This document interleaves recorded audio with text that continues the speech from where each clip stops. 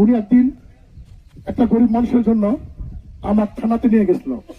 থানাতে নিয়ে যাওয়ার পর ওই পুলিশ অফিসার এসআই কে বারবার স্যার বলতেছে। তা আমি ঘুরে দিলাম, এসআই স্যার বলছেন কেন? পরে এসে 3-4 বার বললো। বলার পর আমি বারে এসে বললাম, কোচ আমি ইচ্ছা করে বলছি। কেন?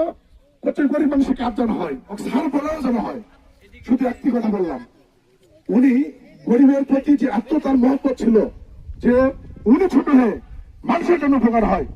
আমরা যারা রাজনীতি করি আমাদের ব্রত হওয়া উচিত মানুষের জন্য সেবা করা, গরিব মানুষের জন্য উপকার করা। জামাল ভাইয়ের কাছে শিক্ষা পেয়েছি, উনি আমার অনেক বড়।